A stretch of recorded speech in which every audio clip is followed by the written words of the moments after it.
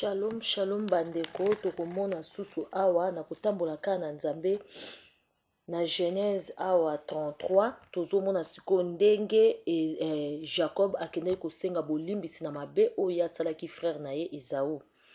Mais tokomona ke tangu Jacob na partage eleki tobaki tangu Jacob abimaki na libota na ye epai ya oncle na ye akatisaki bango mai na bozwi na ye, ye atikalaki na nsima.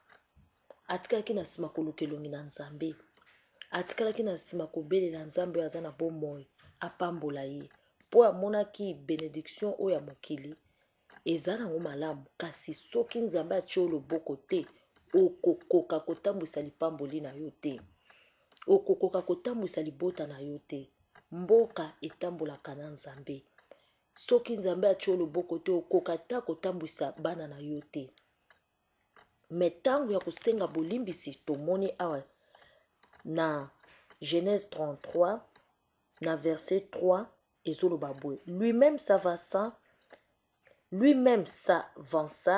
le premier. Il s'inclina 7 fois jusqu'à terre avant d'arriver près de son frère.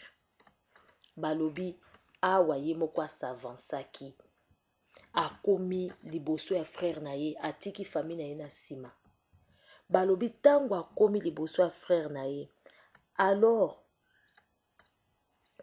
a passé le premier. Il s'inclina 7 fois jusqu'à terre devant. Il s'inclina 7 fois jusqu'à terre avant d'arriver près de son frère. Alors Esau courut à sa rencontre. Esau amonaki humiliation ya ndeko na ye. Amonaki komi kitisa ya ndeko na ye. Alobi non. Ndeko na ye a s'incliner 7 fois. Esau alimbisaki ye. Pona nini Jacob asengaki bolimbisi? Amonaki ke oyo nasalaki ndeko na nga nazalaki na koyeba te. Nayebaki Nzambe te. Nayebaki te ke moto il faut travailler na motoki na yo moko. Lelo na uchi ko travailler na motoki na nga na moni pasi. Pe na kute na Nzambe wa bomo ya pamboli ngai.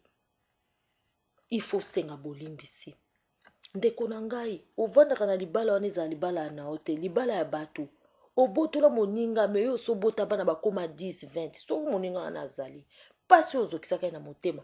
Ava yo pambolama, kende na okoluka yo senga bolimbisi. Papa, obotola mwasi ya frère na yo, mwasi ya camarade na yo, ami na yo intime, po yo zaka na mbongo mingi. Ofre souffra ye, même si bobota 14 bana. Kende kosenga ye bolimbisi. Kende kosenga ye bolimbisi.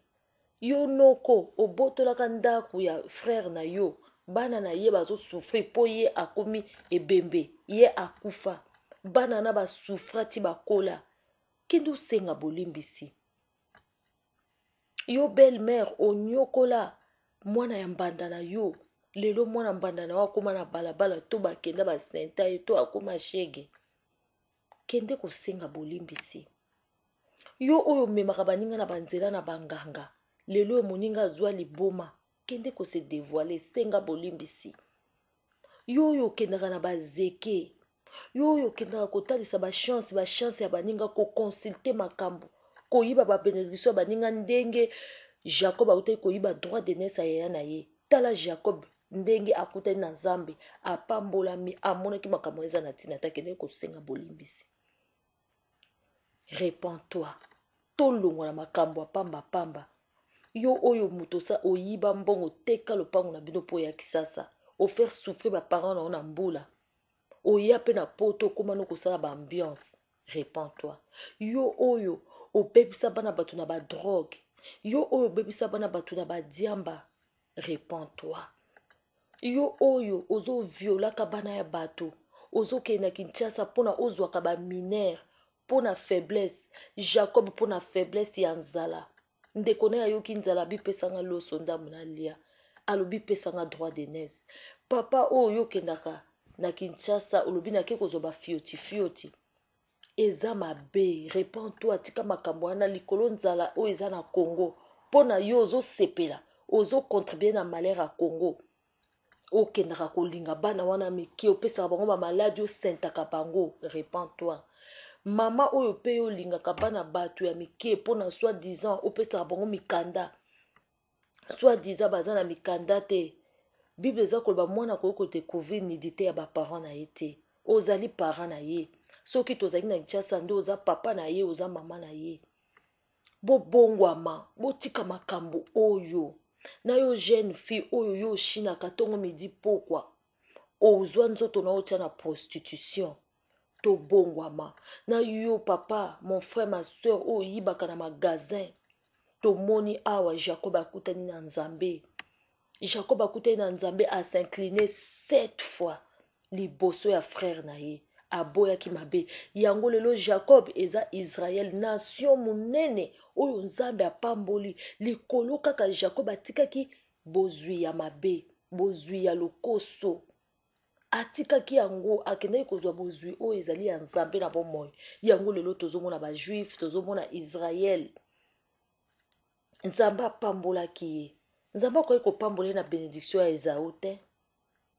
Nzambe akoki kopambola na bénédiction wana te. Apambolaki na bénédiction oyo ye moko akendaki kokutana na ye. Akutanaki na Nzambe ya bakoko na ye.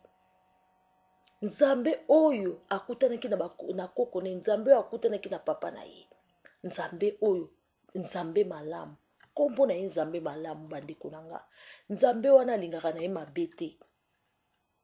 Nzambe wana Yesu Masia aza Nzambe malamu. Kombo na ye malamu. Avant dit abi je suis dans la vérité. Azali na kati ya vérité. Aza Nzambe ya solo, alingi makambo ya mamagui te. Lite me partage na biso lelo ezaka koboya mabe kondima malamu. Mon frère, ma soeur, place yo vandi na église partout, omoni ke osalaka mabe tika. Yo mutoza ko prêcher na lokuta tika. Oyebi ke derrière yo eza nango ba bénédiction moko kende ozwe pa Satan osina ba pacte na bomoi boy olobi yo pasteur tika. Shalom shalom, kimia penza ezwa biso toyeba nani oyo tozo sambela azali Nzambe malamu. Yesu Masia Nzambe malamu oyo aboyi masumu.